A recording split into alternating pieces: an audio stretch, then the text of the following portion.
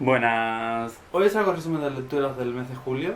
He leído un total de 7 libros y un manga, pero el manga no lo he acabado, así que os hablaré de él el próximo resumen de lecturas, del de agosto. Y nada, vamos a empezar. El primer libro que leí fue Todo este dolor te será útil, de Peter Cameron. Este libro nos va a hablar de un chico James, que tiene una vida un poco holgada, ¿no? Una vida no sé, tiene una familia con dinero, una familia, digamos, que tiene muchos recursos, ¿no? Pero no se siente muy unido a su familia, no se siente muy como con mucho cariño, se vuelve apático, ¿no? Como que no tiene mucho interés por nada, quizás en relación, ¿no?, a que no tiene esa unión familiar o no encuentra ese apego a las personas, ¿no?, de su familia. Y digamos que eso se traslada un poquito al apego en general sobre la vida, ¿no? Digamos que este libro bebe mucho del Guardián del Centeno. El Guardián del Centeno es un libro que a mí no es que me disgustara, pero tampoco me gustó demasiado, ¿no? Se me quedó como un poco ahí entre medio. Yo sé que es una opinión muy popular, lo he dicho muchas veces.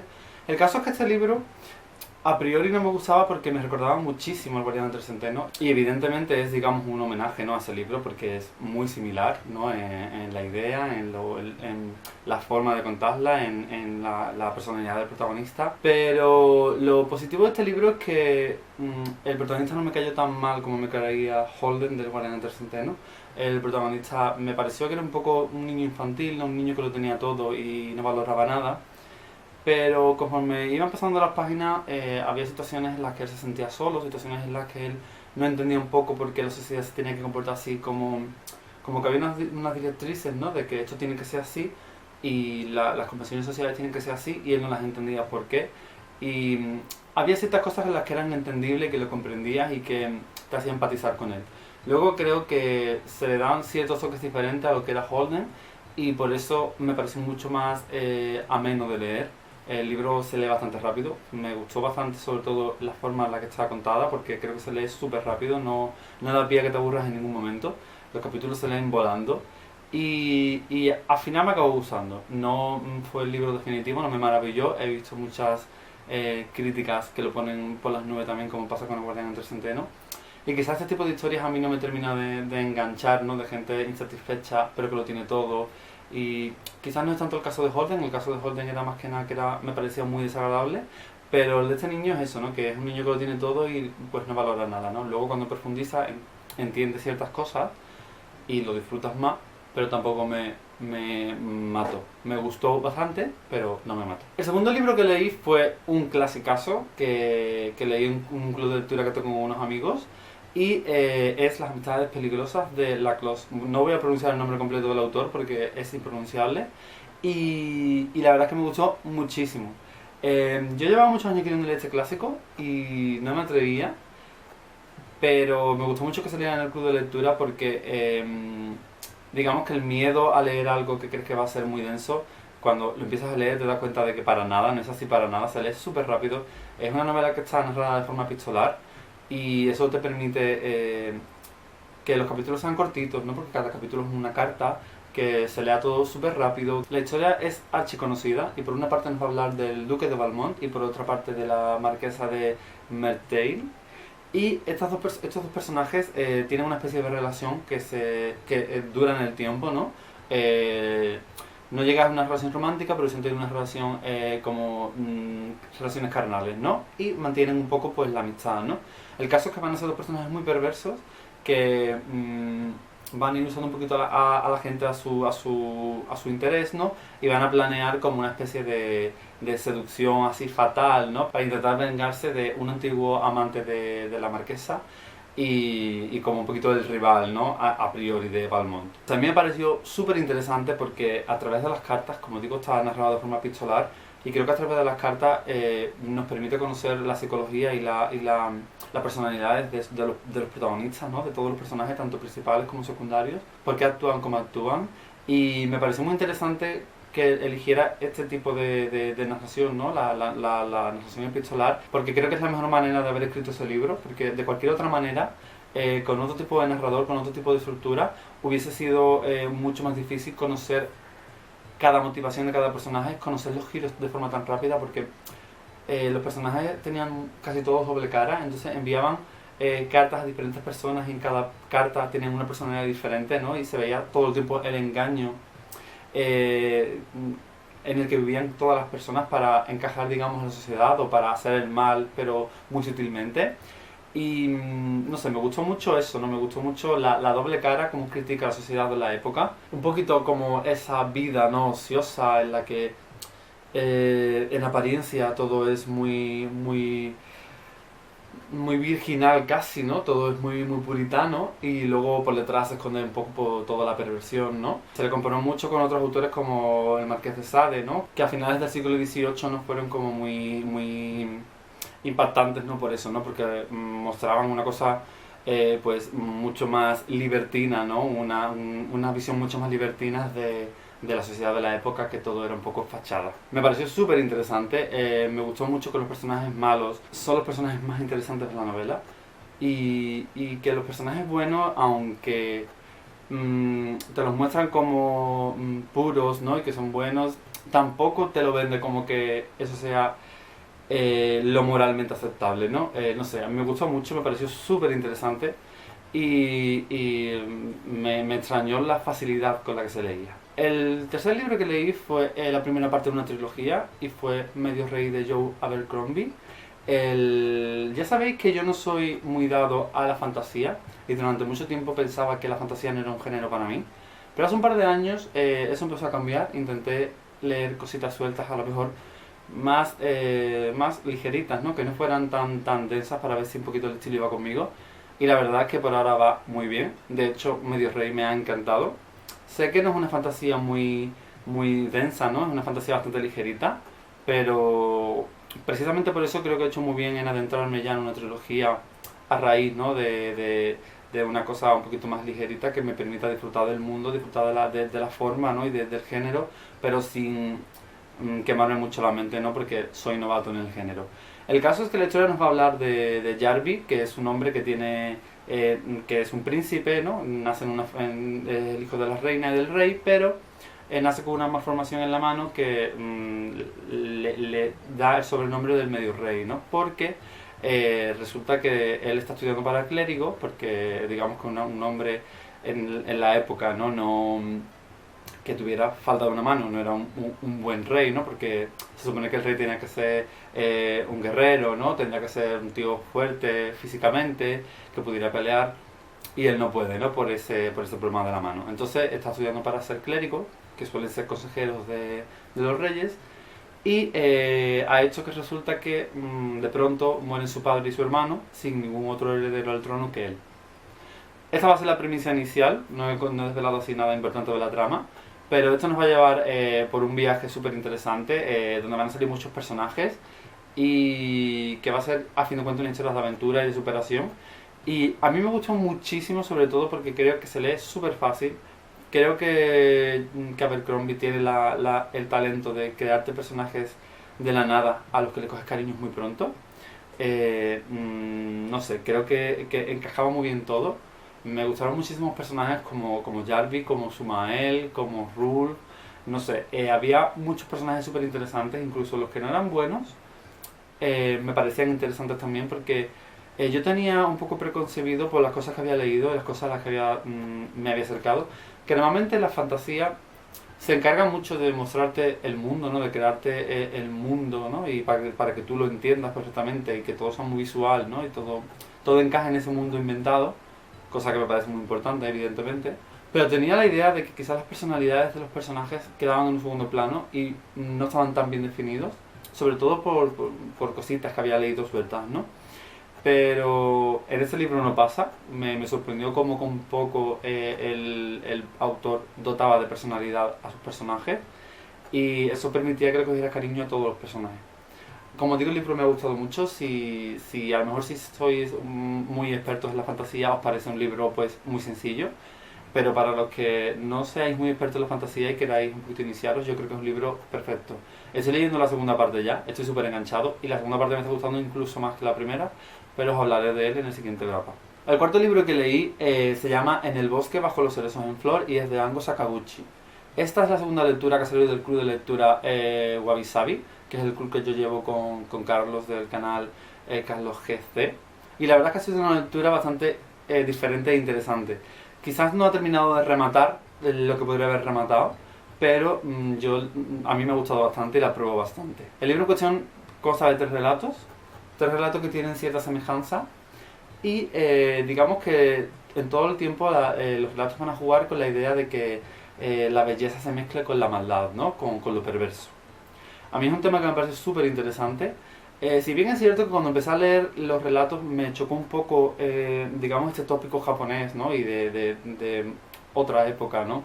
En la que la figura de la femme fatal, ¿no? De la mujer que es tan guapa y tan perversa que vuelve loco al pobre hombre. Me choca muchísimo porque me parece algo extremadamente machista que se suele usar con demasiada frecuencia en la literatura y me suele dar muchísimo coraje.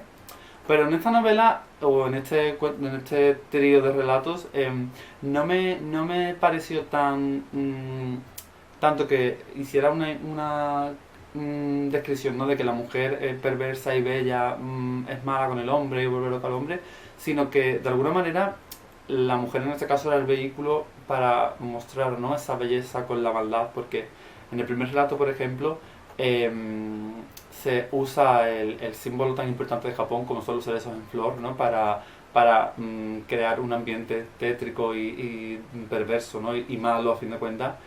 Entonces yo creo que la idea del autor era eso, ¿no? Coger cosas hermosas y de alguna manera convertirlas en algo perverso, ¿no? Para que chocara incluso más. Y lo interesante de este libro también es que se embarca en un movimiento que se llamó eroguro, ero que viene de erotismo y guro que viene de gore.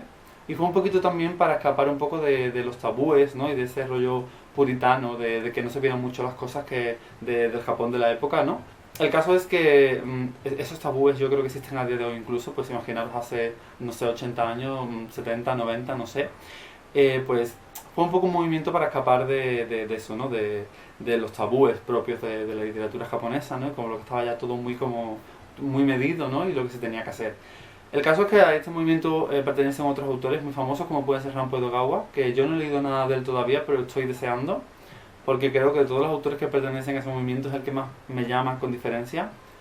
Y en cuanto a este libro, yo creo que ha sido un libro bastante correcto. El primer relato es espectacular, el segundo está bastante bien, el tercero es un poco se quedó un poco ahí. Yo creo que el tercero no compagina tan bien con los otros dos y no tiene tantas cosas especiales.